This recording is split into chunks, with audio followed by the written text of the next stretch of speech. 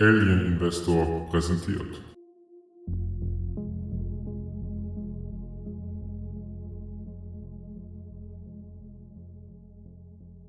Kerstin, mir ist etwas aufgefallen.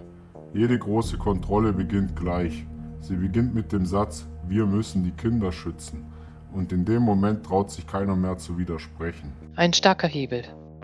Wer dagegen redet, steht sofort auf der falschen Seite. Genau deshalb ist der Satz so praktisch für die etwas ganz anderes durchsetzen wollen. Genau das ist der Punkt. Alle streiten darüber, welche Seite du sehen darfst. Die eigentliche Frage ist eine andere. Darf dein Gerät dich überhaupt noch ins Netz lassen? Nicht der Server prüft dich, dein eigenes Telefon wird zum Türsteher. Und ein Türsteher gehorcht dem, der ihn bezahlt. Ich schlage vor, wir trennen sauber. Was an dieser Technik ist vernünftig und was ist der stille Umbau darunter? Machen wir, kein Panikmodus, keine Beschönigung. Wir schauen uns die gute Hälfte an und die schlechte und am Ende sagen wir ehrlich, was noch geht und was nicht. Thorsten übernimmt den Faktenteil. 7 Abschnitte. Mio, du darfst bleiben, aber die Konsole ist kein Kratzbaum. 1. Der Hebel heißt Kinderschutz. Jede neue Kontrollschicht braucht einen Grund, den niemand offen ablehnen kann. Kinderschutz ist dieser Grund. Wer eine Altersprüfung fürs Netz fordert, argumentiert mit dem Schutz Minderjähriger und damit ist die Debatte praktisch beendet, bevor sie beginnt. Das ist keine Verschwörung, das ist Mechanik.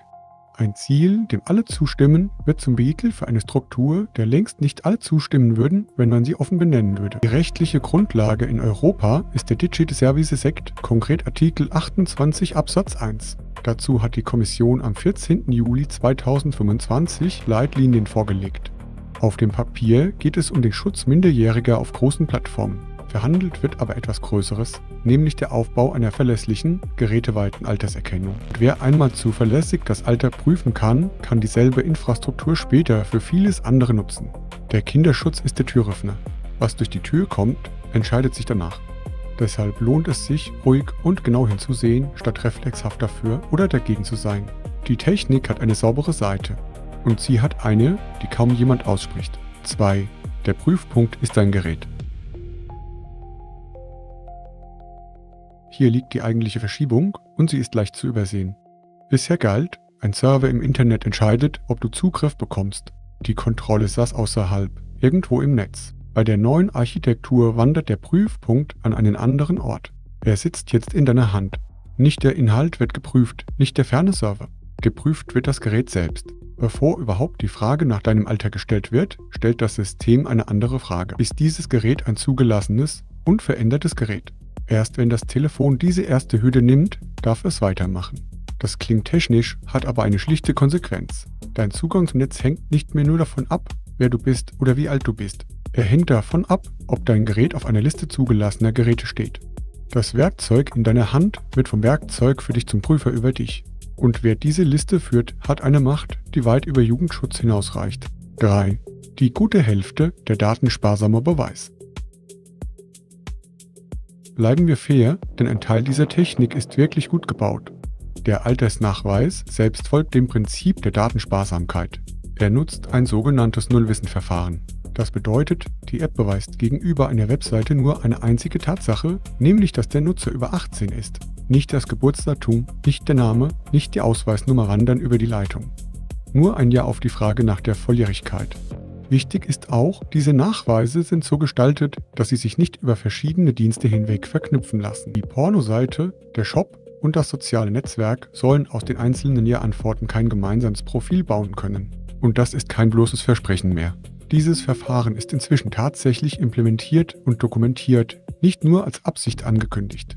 Entwickelt wird die europäische Lösung von einem Konsortium aus dem schwedischen Unternehmens Kaitalis und der deutschen T-Systems, einer Telekom-Tochter, auf Basis eines 2-Jahres-Vertrags von Anfang 2025. Die App gilt seit April 2026 als technisch fertig, ist aber noch nicht öffentlich liefer.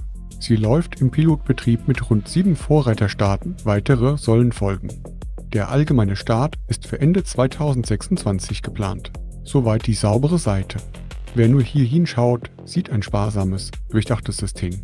Das Problem liegt nicht im Beweis. Es liegt in dem, was vor dem Beweis passiert. 4. Die schlechte Hälfte, das Tor davor.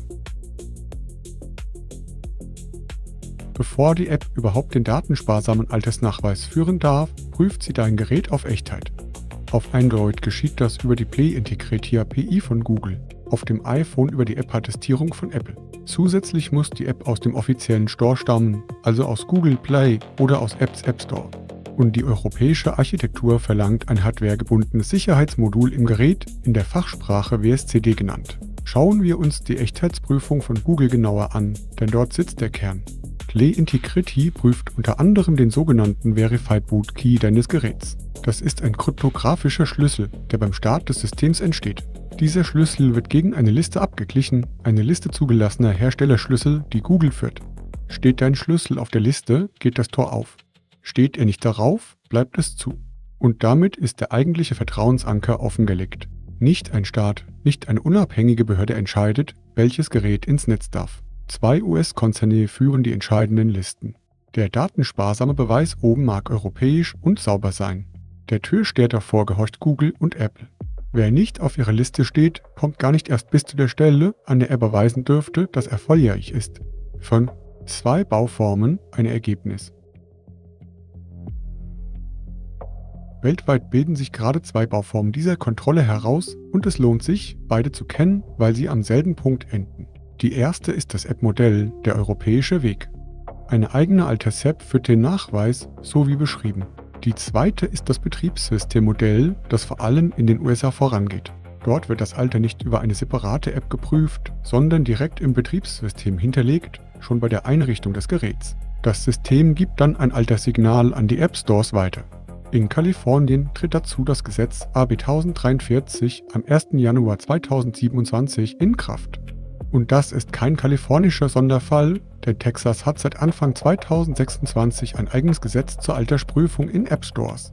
App wiederum sperrt bereits seit dem 24. Februar 2026 in Brasilien, Australien und Singapur den Download von Apps ab 18, bis eine Erwachsenenbestätigung vorliegt. App-Modell oder Betriebssystemmodell, das ist am Ende nur die Form. Beide Wege laufen auf dasselbe hinaus. Eine zentrale Prüfung, ob dein Gerät echt und zugelassen ist, verankert in der Hardware und in den Listen weniger großer Anbieter. Die Verpackung unterscheidet sich. Der Kern ist derselbe. 6. Was das für Graphene OS und Linux heißt. Für alle, die ein selbstgewähltes Betriebssystem nutzen, hat diese Prüfung eine harte Folge. Graphene OS, Lineage OS, Calyx OS, praktisch jedes Custom-ROM fällt bei der Echtheitsprüfung durch, und zwar deterministisch. Deterministisch heißt, das ist keine Grauzone und kein Pech, sondern mathematisch eindeutig. Der Verified Boot Key dieser Systeme steht schlicht nicht auf Googles Liste zugelassener Schlüssel und damit ist die Antwort immer dieselbe. Abgelehnt. Das Graphene OS Projekt hat dazu am 20. März 2026 Klarstellung bezogen. Man bleibe weltweit nutzbar, ohne Konto und ohne Identifizierung und weigere sich, eine Identitätspflicht in das Betriebssystem einzubauen. Sinngemäß, wenn Graphene OS-Geräte in einer Region wegen der Vorschriften nicht mehr verkäuflich sind, dann ist das ebenso eine bemerkenswert kompromisslose Haltung. Wie real das durchfallen wird, zeigt ein gemeldeter Fall, den wir bewusst vorsichtig einordnen. Berichten zufolge soll der Altersverifizierer im Juni 2026 einen Graphene OS-Nutzer bei einer Altersprüfung an einer Playstation an Behörden gemeldet haben. Das ist eine einzelne Quelle, kein bewiesener Sachverhalt. Als Illustration taugt es trotzdem, denn es zeigt die Richtung. Ein abweichendes Gerät fällt nicht nur still durch, es kann auffallen. Es gibt einen sauberen Gegenvorschlag, unter anderem aus dem Graphene OS-Umfeld. Statt der Echtheitsprüfung von Google könnte man die standardisierte Hardware-Testierung von Android nutzen, die seit Android 8 existiert, ohne Google-Dienste funktioniert und auf allen Varianten läuft. Das Argument dahinter ist deutlich. Die Google-Prüfung ist keine echte Sicherheitsprüfung. Sie lässt Geräte mit Jahre halten, ungepatschten Lücken durch und setzt vor allem Googles Geschäftsmodell durch. Dieser offene Weg ist vorgeschlagen, aber nirgends festgeschrieben. Jeder nationale Anbieter entscheidet selbst und bisher entscheidet kaum jemand dafür. Bleibt die Linux-Lücke. Die europäische App gibt es nur für Android und iOS. Weitere Plattformen sind für künftige Versionen vage angekündigt. Linux-Nutzer sollen die Prüfung übers Handy erledigen, etwa per QR-Scan. Ohne ein von Google oder Apple gesegnetes Telefon in Reichweite gibt es also keinen Nachweis. Wer konsequent auf offene Systeme setzt, steht am Ende ohne Schlüssel vor der Tür. 7. Die Ausweichwege ehrlich sortiert. Was bleibt an Auswegen? 4 Möglichkeiten, ehrlich sortiert, ohne falsche Versprechen. Erstens das VPN. Man verlagert seine Verbindung in eine Rechtsordnung ohne solche Pflicht. Das funktioniert heute oft noch, ist aber ein bewegliches Ziel. In Großbritannien sind nach Inkrafttreten des Online-Safety Act die VPN-Anmeldungen sprunghaft gestiegen, in erheblichem Umfang. Ein Papier des Europäischen Parlamentsdienstes nennt das VPN offen ein Schlupfloch, das geschlossen werden müsse. Und man muss hier sauber bleiben.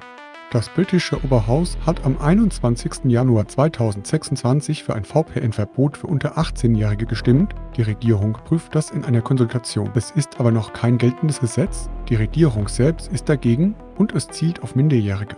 VPN ist also nicht verboten, aber die Richtung des politischen Drucks ist deutlich.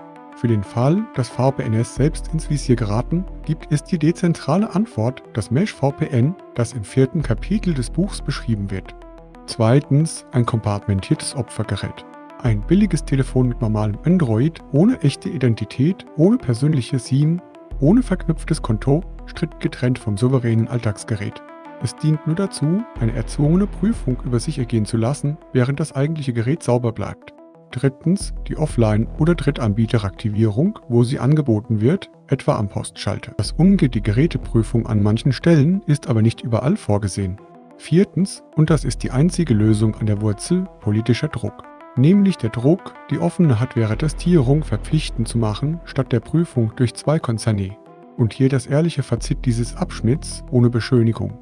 Sobald harte Geräteattestierung wirklich erzwungen wird, gibt es für ein selbstgewähltes Betriebssystem keinen sauberen, rein technischen Ausweg mehr. Man kann ausweichen, man kann trennen, man kann Druck machen. Aber es gibt keinen Trick, der die Wurzel des Problems technisch auflöst. 7 Abschnitte. Vom Hebel Kinderschutz bis zum ehrlichen Fazit ohne sauberen Ausweg. Was daraus folgt, dazu zurück an den Commander. Bevor es weitergeht, kurz zum Fundament deiner Freiheit. Geld. Wenn du unkompliziert Bitcoin kaufen und gleichzeitig diesen Kanal unterstützen willst, habe ich was für dich. Mit 21 Bitcoin kannst du unkompliziert und schnell Bitcoin kaufen und gleich per Auto-Wallet-Transfer auf deine eigene Wallet übertragen lassen.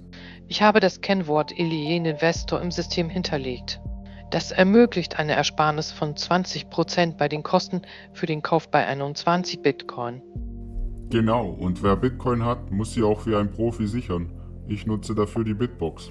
Für diese digitale Tresorschachtel aus der Schweiz gibt es mit unserem Kennwort 5% Preisnachlass. Die Verlinkungen dazu befinden sich unter der Videobeschreibung.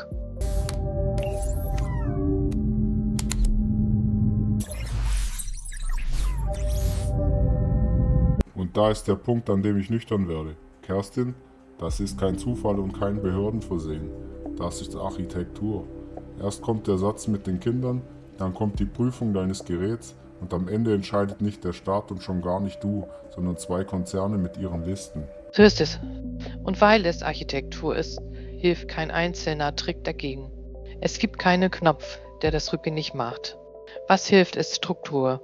Genau, der Schutz ist Trennung und Widerstand, nicht ein cleverer Handgriff. Halte dein souveränes Alltagsgerät kompromisslos sauber und wenn du irgendwo durch so eine Prüfung musst, dann nur mit einem getrennten Gerät, das nichts über dich weiß. Und daneben braucht es die politische Ansage, dass Jugendschutz und Identitätspflicht 2 verschiedene Dinge sind, die man nicht vermischen darf. Systemzusammenfassung kompakt. Erstens, der eigentliche Prüfpunkt ist dein Gerät, nicht der Server. Zweitens, der Altersbeweis ist sparsam gebaut, das Tor davor gehorcht Google und Apple. Drittens, offene Systeme fallen eindeutig durch, das ist Absicht, keine Panne. Viertens, gegen erzwungene harte Geräteprüfung gibt es keinen rein technischen Ausweg, nur Trennung und politischen Widerstand. Wer das ganze System sauber nachbauen will, mit dem Kapitel zur Altersverifikation und dem Mesh-VPN, findet es in Band 2 Digitale Souveränität. Da steht die Architektur, nicht nur die Meinung. Ich verdunkle das Cockpit. Neo schläft bereits.